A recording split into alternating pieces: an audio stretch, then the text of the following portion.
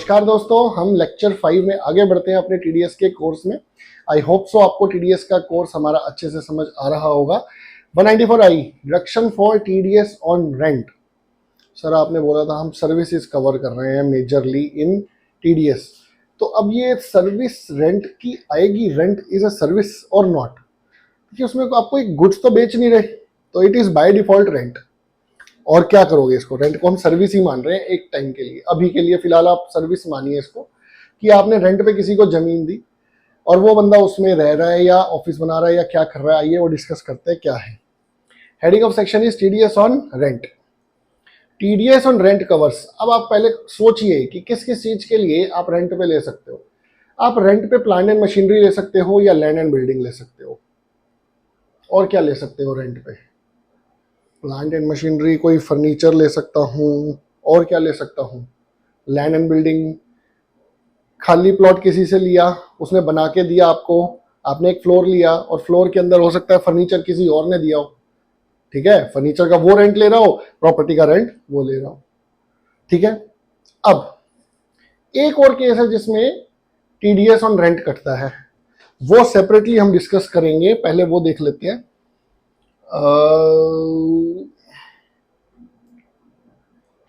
Person other than individual responsible for paying rent is liable to TDS. छोड़ दीजिए अभी, ठीक है, हमारी टीम ने उसको हटा दिया, मैं वही देख रहा था वो हटा दिया या नहीं हटा दिया। चलिए आइए, TDS and rent covers rent paid या due on plant and machinery. Sir ये रेंट पेड और ड्यू क्यों लिखा है?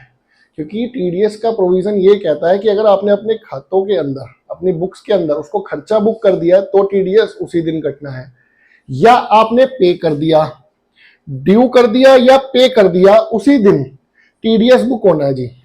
TDS on rent cover rent paid या due on plant and machinery, rent paid या ड्यू ऑन लैंड और building. ठीक है जी। Person individual HUF responsible for paying rent is liable to deduct TDS. अब वो कौन है जी इंडिविजुअल एचयूएफ? इंडिविजुअल एचयूएफ के अलावा तो बाकी जो भी प्राइवेट लिमिटेड कंपनी वगैरह है उनको तो फर्स्ट डे से काटना है। ठीक है जी।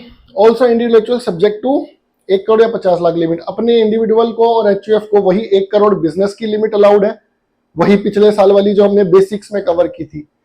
अगर बिजनेस कर रहे हो, पिछले साल 1 करोड़ से ऊपर टर्नओवर है, तो अगले साल से टीडीएस काटना है। फर्स्ट ईयर में अगर 1 करोड़ से ऊपर बिजनेस चला गया तो टीडीएस नहीं काटना, सेम क्लॉज है। इसीलिए मैंने बेसिक्स में उसको कवर कर लिया था। 50 lakh in case of profession, CA CS. अब 194 जे कर लिया आपने, अब आपको समझ में आ जाएगा प्रोफेशन कौन कौन है, प्रोफेशनल कौन कौन है। वो जो लिस्ट थी ना बड़ी सी, जाओ 194 जे की स्लाइड्स पे, वहां पे देखो कौन कौन प्रोफेशनल्स हैं।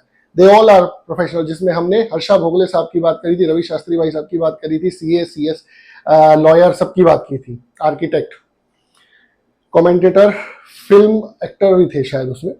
थ्रेशोल्ड लिमिट, सर कोई लिमिट तो दो जिस तक अपने को कोई टीडीएस ना काटना हो। तो वो लिमिट है जी 2,40,000 रुपए। राइट नाउ ये लिमिट चल रही है, देखते हैं अगले बजट में, बजट 2024 में कोई चेंज होता है तो अभी के लिए 2,40,000 रुपए तक कोई टीडीएस नहीं काटना। सर एक प्रॉपर्टी मैंने ले रखी है, उसके 2 ओनर है, राम और घनश्याम। मैं राम को 2,20,000 रुपए रेंट देता हूँ, घनश्याम को भी 2,20,000 रुपए रेंट देता हूँ। प्रॉपर्टी का टोटल रेंट हो गया 4,40,000 रुपए। क्या टीडीएस राम का और घनश्याम का मैं काटूं? एक ही प्रॉपर्टी है, एक ही एड्रेस है, ओनर 2 हैं। आंसर इज नो, टीडीएस नहीं कटेगा। 2,40,000 रुपए की जो लिमिट है दैट इज पर इंडिविजुअल। सर अगर 3 बंदे हो ओनर तो, और सबको 2 लाख 2 लाख 2 लाख रेंट दूं तो भी टीडीएस नहीं कटेगा। पर इंडिविजुअल क्या आप 2,40,000 रुपए से ऊपर का रेंट दे रहे हो तो टीडीएस कटेगा। चलिए जी, टीडीएस कब काटना है, वही वाली बात। Either at the time of credit of income. Income याद रखना, इनकम का मतलब क्या है? जहां पे भी इनकम लिखा हुआ आ गया, इसका मतलब है कि जब जीएसटी वाले पोर्शन पे टीडीएस नहीं काटना, क्योंकि इनकम उसकी जीएसटी कभी इनकम नहीं होती। अपने को अब याद रखना है, टैली के अंदर एंट्रीज इसीलिए सिखाई गई है कि जो जीएसटी का पार्ट है वो बैलेंस शीट का पार्ट है, that is not a part of your income. GST का खर्चा इज नॉट योर एक्सपेंस, वो आपका ड्यूटीज एंड टैक्सेस के अंदर आपके टैक्स पेबल के साथ एडजस्ट हो जाता है। चलिए जी, और बाय इशू में चेक और bank draft by any other mode whichever is earlier. अगर आपने अपनी किताबों के अंदर उसको खर्चा क्लेम कर लिया या फिर कोई चेक या बैंक ड्राफ्ट इशू कर लिया, व्हिचएवर इज अर्लियर, जो काम पहले हो जाए तभी टीडीएस काट देना। मैंने अपनी किताब के अंदर रेंट का खर्चा बुक कर दिया, टीडीएस काट दूंगा। मैंने उसको पेमेंट कर दी, टीडीएस काट दूंगा। Section 194I, rent on plant and machinery. Sir plant and machinery वगैरह के रेट तो बताओ, रेट क्या है सर? अगर पैन नहीं दिया ना सामने वाले ने तो वही 20% काट देंगे, नॉन फर्निशिंग ऑफ पैन। तो पैन देना बहुत जरूरी है, पैन कार्ड होना बहुत जरूरी है। सर प्लांट एंड मशीनरी का रेंट है 2%। अच्छा सर फर्नीचर हो तो सर सेम है 2% ही, सब प्लांट एंड मशीनरी में कवर कर देते हैं हम। लैंड एंड बिल्डिंग करते हैं 10% में हम cover, non furnishing of pan करते हैं 20%। ये एक क्लॉज है जिसका एक अलग सेक्शन है, हम उसको अलग से सेक्शन में कवर करेंगे। Rent exceeding ₹50,000 per month is paid by individual या HUF who are not liable for tax audit. जिनको टैक्स ऑडिट नहीं कराना कौन होंगे सर? कौन होंगे? या तो छोटे बिजनेसमैन होंगे या एक सैलरी क्लास बंदा होगा जो 50,000 रुपए महीने से ऊपर का रेंट दिखा रहा है। एचआरए क्लेम करते हैं ना 50,000 रुपए से ऊपर सैलरी के अंदर डिडक्शन लेने के लिए एचआरए की, उस रेंट में आपको टीडीएस काटना है 5%। अगर आपका रेंट 50,000 रुपए पर मंथ से ज्यादा है, इसका अलग सेक्शन है, हम इसको अलग से करेंगे कवर। आइए आगे बढ़ते हैं। What payment is covered? Income from letting out of factory building. आपने फैक्ट्री की बिल्डिंग को लेट आउट किया, बिल्कुल ठीक है जी, रेंट पे टीडीएस कटेगा। रेंट इंक्लूड सर्विस चार्जेस, कोई सर्विस चार्जेस अलग से लगाए जा रहे हैं उस पर भी टीडीएस कटेगा। TDS will be deducted for separate persons where building and furniture etcetera let out by separate persons. Building किसी और ने लेट आउट करी, फर्नीचर किसी और ने लेट आउट करी, बिल्डिंग का रेंट के पेमेंट टीडीएस उसका कटेगा, फर्नीचर पर टीडीएस उसका कटेगा। चार्जेस यानी cold storage facility, that is also rent. Cold storage को आपने रेंट पे लिया कि भैया मेरे को इतनी जगह दे दो, कूल गर्मी बहुत है, मेरा सामान खराब नहीं होना चाहिए। तो कूलिंग एक तरीके से वैसे प्लांट एंड मशीनरी भी आप कह सकते हो ना, लेकिन मैंने स्पेस खरीदा है, उस कूलिंग की जगह पे मैंने स्पेस खरीदा है, तो it will be covered under letting out of factory buildings type. ठीक है, 10% rate. Hall rent paid by an association for use for it. Rent, hall rent, space का रेंट जहां आ गया, लैंड एंड बिल्डिंग का रेंट जहां आ गया, 10% TDS. Payment to hotels for holding seminar including lunch, 10% TDS. Payment of rent, TDS not deductible. Amount paid payable does not exceed 2,40,000 रुपए, बिल्कुल ठीक है जी, 2,40,000 रुपए तक का टीडीएस अगर आप काट रहे हो, रेंट की पेमेंट कर रहे हो, तो कोई टीडीएस नहीं काटना। Where tenant is individual HUF not audited, ये छोड़ दो आप। Where rent is paid to government और लोकल अथॉरिटी, सर अगर हम किसी गवर्नमेंट को या लोकल अथॉरिटी को रेंट की पेमेंट कर रहे हैं तो उसको गवर्नमेंट ने कहा भाई हमारा टीडीएस मत काटो, वरना गवर्नमेंट को भी टीडीएस कटवाना पड़ेगा और इनकम टैक्स रिटर्न में उसको क्लेम करना पड़ेगा। तो गवर्नमेंट ने कहा भैया हमारा पैसा हमको मत चिपकाओ, ठीक है, हमारा टीडीएस मत काटो। चलिए जी, other important provisions. Liability of TDS if a person has taken a particular space on rent and thereafter sublets the same. मैंने घनश्याम से रेंट पे जगह ली, मैं घनश्याम को रेंट देता हूं, घनश्याम का मैंने टीडीएस काट दिया 10%। मैंने आगे राम को वो जगह सबलेट कर दी, तो राम मेरा टीडीएस काटेगा, मैं उसका टीडीएस काटूंगा। दोनों आपस में नहीं काटेंगे टीडीएस, चेन से चलेंगे भैया। जो अपनी बुक्स में जिसके किताब से खर्चा बुक कर रहा है, मैं घनश्याम की किताब में, घनश्याम को अपनी किताब में रेंट पे कर रहा हूं, तो मैं घनश्याम का टीडीएस काटूंगा, राम मेरा टीडीएस काटेगा। ठीक है जी। Payment made to landlord. अच्छा एक बात बताइए, अब मेरा लैंडलॉर्ड था, कहता भाई देख सुन, मुझे चाहिए 2 लाख रुपए की non refundable security.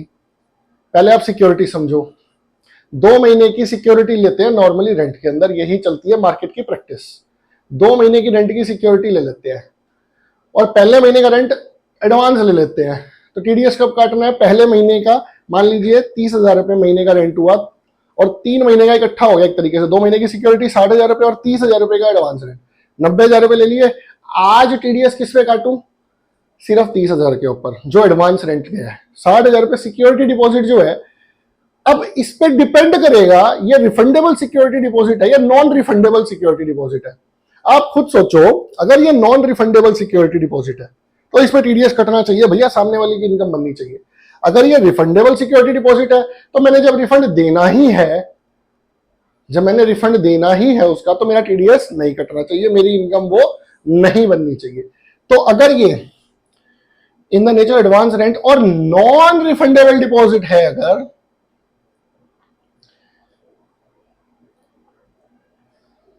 Payment made to landlord as deposit if in the nature of advance rent और non refundable deposit is liable for TDS. अगर नॉन रिफंडेबल डिपॉजिट है तो उसका टीडीएस कटेगा, और एडवांस रेंट पे सेम डे टीडीएस काट देंगे। क्यों? क्योंकि अपनी किताब के अंदर खर्चा बुक करूं या पेमेंट करूं, विच एवर इज अर्लियर पे टीडीएस काट दूंगा। ठीक है जी। तो अपना अर्लियर क्या हुआ, हमने पेमेंट ले ली पहले उससे, तो टीडीएस आज ही काटेगा। ठीक है जी।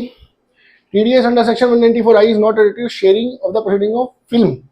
सर फिल्म हमने कहां कवर की थी, सब याद नहीं आ रहा। 194C में करी थी या जे में करी थी, जाओ चेक करो, किसी एक सेक्शन में कवर्ड है, 194C में या जे में, चेक कर लेना film distribution. Payments made by persons other, इसीलिए यहां पे कवर नहीं है, 194I इस पे नहीं लगता। रेंट यहां पे भी मुद्दा बनता है, एक बार थोड़ा सा दिमाग लगाओ, क्योंकि हमने उस जगह को रेंट पे लेके अपनी मूवी चलवाई। एक तरीके से रेंट बन सकता था, लेकिन गवर्नमेंट ने क्लियर कर दिया, एक सर्कुलर इशू हुआ था 1996 में कि भैया इसके ऊपर 194I में रेंट नहीं पे टीडीएस नहीं कटेगा। इसका सेक्शन 194C या जे है, वो आप मुझे कमेंट बॉक्स में बताएंगे कौन सा सेक्शन है फिल्म का। Payments made by persons other than individual for hotel accommodation taken on a regular basis will be in the nature of rent subject to TDS under this section. Sir मेरा ना बार बार चंडीगढ़ चक्कर लगता है, चंडीगढ़ करे आशिकी है ना, तो चंडीगढ़ चक्कर लगता है, बार बार मैं वहां पे रेंट पे लेता हूँ जगह। अब बार बार रेंट पे लेता हूं तो मेरे को टीडीएस कौन से सेक्शन में काटूं, 194C में काटूं, जे में काटूं या आई में काटूं। जे में कोई प्रोफेशनल सर्विस तो है नहीं, होटल खोल दिया, नॉर्मल वेटर्स वगैरह, कोई प्रोफेशनल सर्विस तो है नहीं। प्रोफेशनल की लिस्ट थी हमारी, कोई टेक्निकल सर्विस भी नहीं लग रही। बचा कॉन्ट्रैक्टर सी या आई। सर आपने बोला था जब कुछ समझ ना आए सी लगा देना। अरे भैया लेकिन देख भी लेना कहीं किसी और सेक्शन में कवर तो नहीं हो रहे। Payments made by persons will be in the nature of rent subject to TDS under this section। Hotel आप एक स्पेस रेंट के लिए ले रहे हो, चाहे एक दिन के लिए ले रहे हो, चाहे 2 दिन के लिए ले रहे हो, उसका टीडीएस यहां कटेगा, 194C में नहीं कटेगा।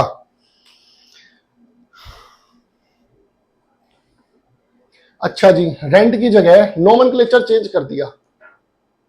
सर नोमेनक्लेचर का मतलब क्या होता है? नोमेनक्लेचर का मतलब होता है मैंने रेंट की जगह एग्रीमेंट, एग्जांपल देखते हैं। क्या किया जी, मैंने एक बर्गर की शॉप खोली, बढ़िया, 5 स्टार 3 स्टार 4 स्टार जो आपको खोलनी है खोलो। कहाँ खोली जी? कुंडली सोनीपत, ऑफिस के पास ही खोलेंगे भैया, हम खाएंगे ना बर्गर, बढ़िया बढ़िया। ठीक है जी, हमने अपने ऑफिस के पास एक बर्गर की शॉप खोली। अब वो जगह मेरी नहीं थी, मैंने किसी को बोला भाई देख सुन, एक काम करते हैं, बिजनेस एग्रीमेंट करते हैं। उसने बोला हाँ जी बताओ, मैं तैयार हूं। मैंने कहा एक काम कर, तेरी जगह है, तो एक काम कर, जितनी मैं सेल करूंगा ना उसका 10% मुझसे ले लियो। मैंने एक कॉन्ट्रैक्ट एग्रीमेंट एग्जीक्यूट करा, कॉन्ट्रैक्ट बनाया। कॉन्ट्रैक्ट का नाम सुनते ही साथ आपके दिमाग में आएगा सर 194C में काट देंगे ना टीडीएस ऑन कॉन्ट्रैक्ट। लेकिन आप प्लीज इस चीज को ध्यान से नोट करो, वहां पे गवर्नमेंट के पास जा रहा था 1% या 2% टीडीएस, यहां जाएगा 10% टीडीएस अगर मैंने इसको 194I में कवर किया तो।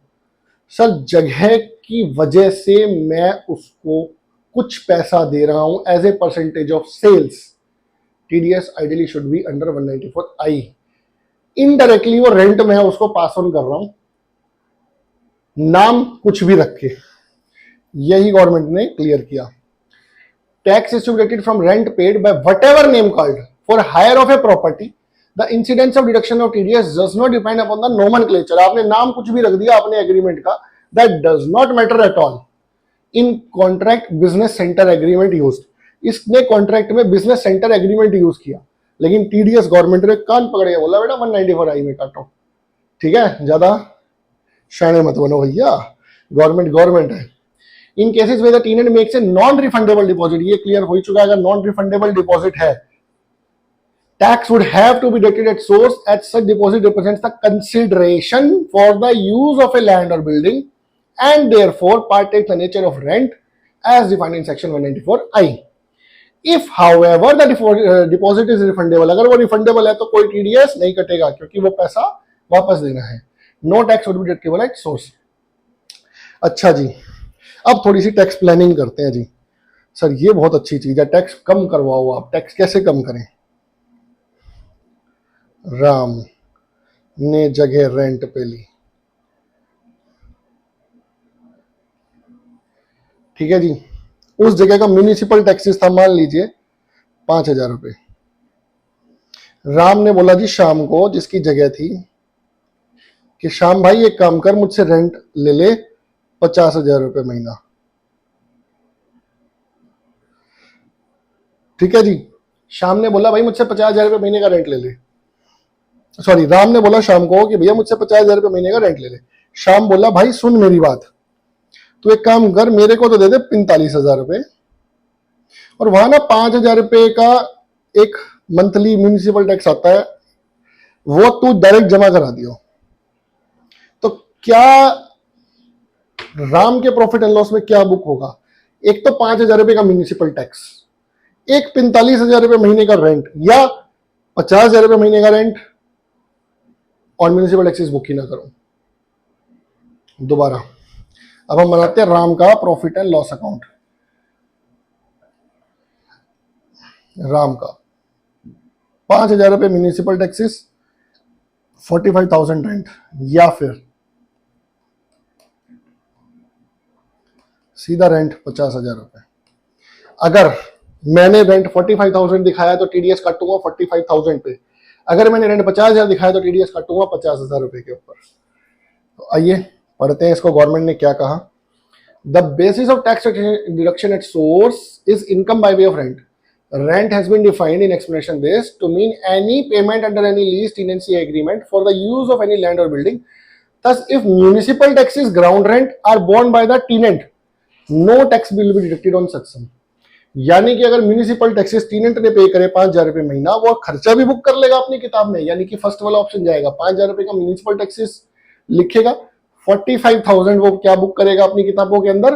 रेंट का खर्चा, और टीडीएस काटेगा 45,000। ठीक है जी, परफेक्ट है। क्वेश्चन आंसर टाइम जी। एक्स एक बिजनेस रन करता है, एक्स वाई लिमिटेड, एंड 30,000 रुपये महीना रेंट देता है to S who is an individual. उससे क्या फर्क पड़ता है, सामने वाला इंडिविजुअल हो या कुछ भी हो, resident of India, and is under the obligation of getting tax audit. ठीक है जी, उसका टर्नओवर 1,50,00,000 रुपए से ऊपर है। Is there any requirement of deducting TDS on the rent paid? Sir TDS के अंदर लिमिट थी 30,000 इंटू 12 हो गई 3,60,000 रुपए, और लिमिट थी 2,40,000 रुपए टीडीएस, तो वो काटना पड़ेगा। Okay yes. Whose responsibility is to deduct TDS? Individual का तो नाम भी नहीं दिया हुआ है भाई, mister S. Whose responsibility is to deduct TDS? XY limited की लायबिलिटी है TDS काटने की। वाई? क्योंकि वो अपनी किताब के अंदर खर्चा बुक करेगा। At what rate the TDS will be deducted if PAN is not furnished? अरे भैया पैन नहीं दे रहा, एस 20% TDS काट देंगे। Calculate the amount of TDS if PAN is furnished. 3,60,000 का 10%, पूरे साल का हुआ 36,000 रुपए, 10%, और मंथली करूं तो 3,000 रुपए महीना या 36,000 रुपए साल का। If the rent is paid on quarterly basis, when will the TDS be deducted? TDS will be deducted when that advance rent is booked और when the payment of that quarterly rent is made, whichever is earlier. हो सकता है ना 1 अप्रैल को 3 महीने का rent इकट्ठा वो बंदा पेमेंट ले ले। सपोज 30,000 रुपये महीना की 3 महीने की पेमेंट हो गई 90,000 रुपए, वो इकट्ठी पहली तारीख को ही ले ले 1 अप्रैल को, तो 90,000 रुपये टीडीएस आज ही काटना है। या हो सकता है 3 महीने का पूरा करने के बाद वो इनवॉइस दे और फिर वो टीडीएस काटे और फिर वो पेमेंट करे। दोनों चीजें पॉसिबल है। तो हमें ये बोलना है हमेशा कि भैया बुक्स में एंट्री कब हो रही है और पेमेंट कब हो रही है, विच एवर इज अर्लियर। आइए अब हम इसकी टैली में एंट्री करना सीखते हैं।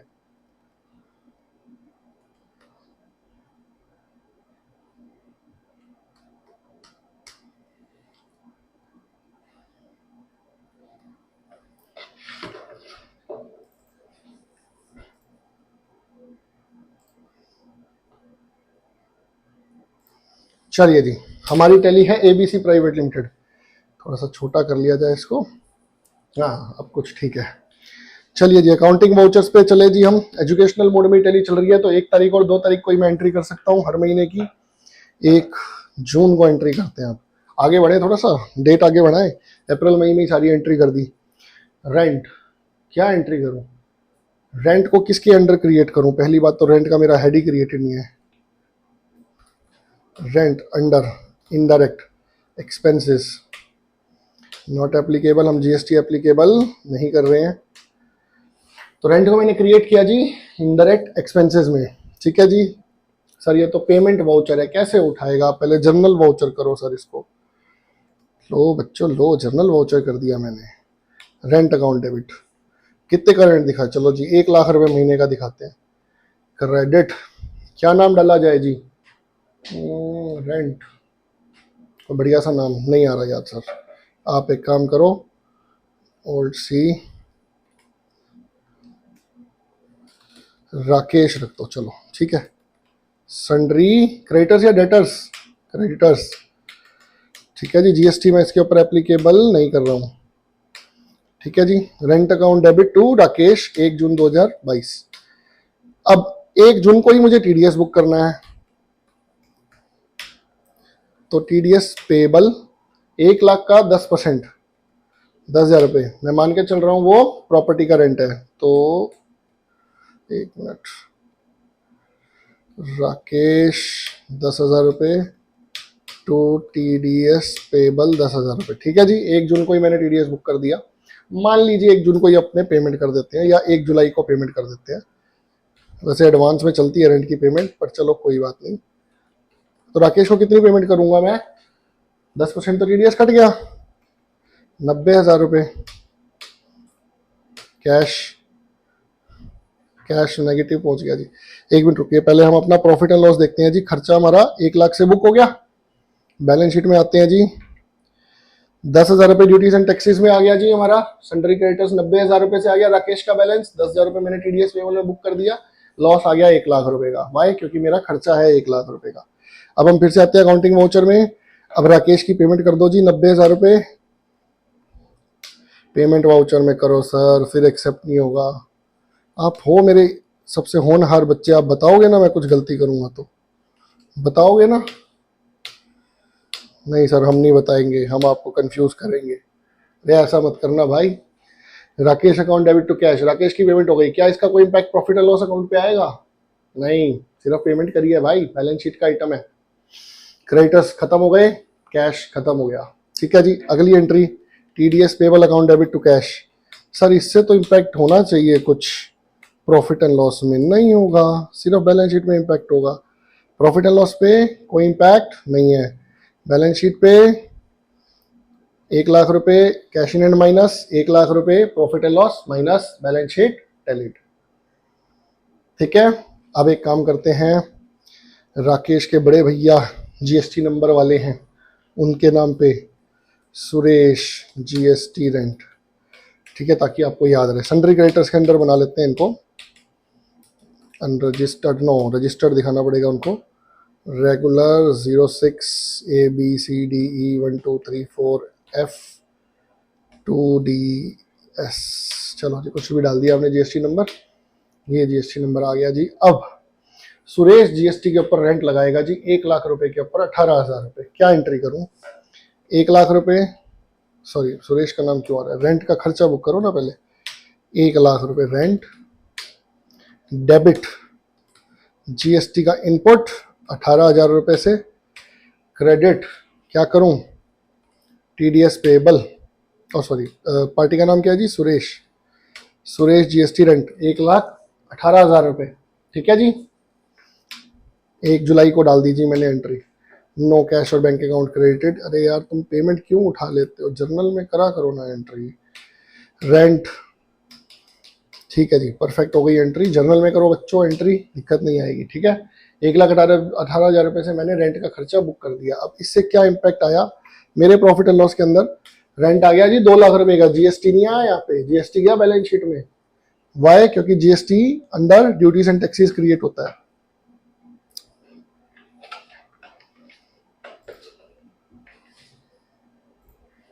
GST under duties and taxes create होता है।